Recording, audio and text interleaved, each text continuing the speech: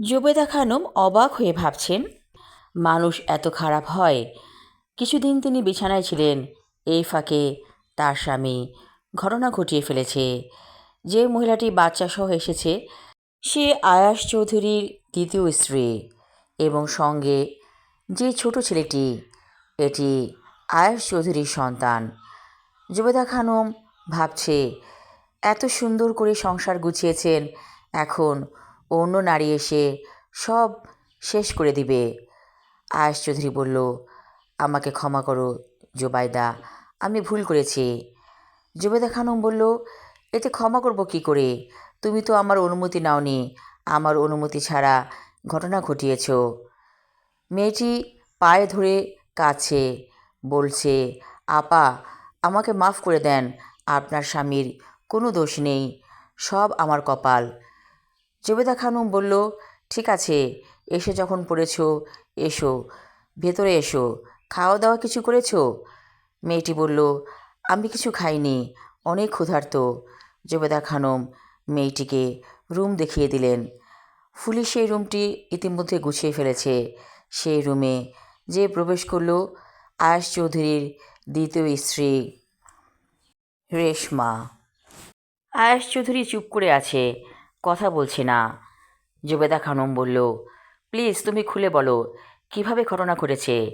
এমন সময় রেশমা এসে বলল, আপা, আমি বলছি সব ঘটনা, আপনি শুনতে থাকুন।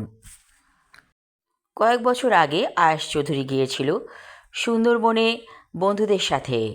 সেখানে রেশমাও এসেছিল তার স্বামীর সঙ্গে। হঠাৎ করে স্বামীটি মাথা ঘুরে পড়ে যায় পানিতে, আর উঠতে পারেনি। সেখানেই সে মৃত্যুবরণ করে। রেশমার স্বামী ছিল হার্টের রোগী, হঠাৎ করেই হার্ট অ্যাটাক হয়ে গিয়েছিল। এই ধাক্কা সামলাতে পারেনি রেশমা, রীতিমতো পাগল প্রায় তখন। আয়াস চৌধুরী রেশমাকে বাঁচিয়েছিল, বলেছিল, আমি আছি, তুমি কেন এত ভাবছ। তারপর ঢাকায় এসে একটা কাজী অফিসে যেয়ে বিয়ে করে ফেলেছিল রেশমাকে। মাঝে মাঝে রেশমার বাসায় যেত।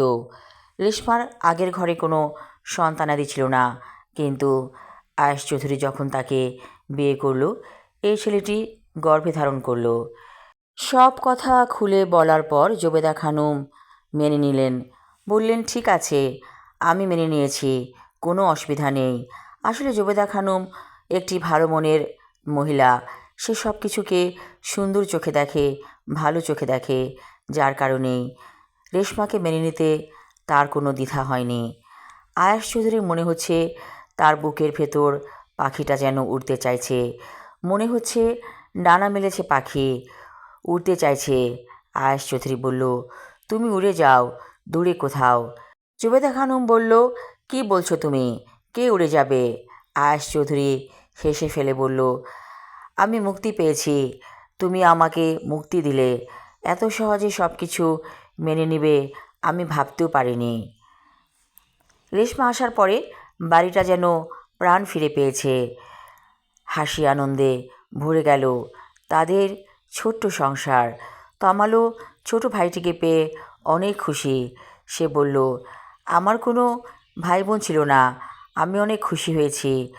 আর রেশমা সব কিছু সুন্দরভাবে সামলাচ্ছে। সে মনে মনে ভাবে, সবই আল্লাহর ইচ্ছা। আমি আমার লেখা ছোট গল্প ডানা মেলেছে পাখি পর্ব 2 এবং শেষ পর্ব পড়লাম। আশা রাখছি সবার ভালো লাগবে। ধন্যবাদ।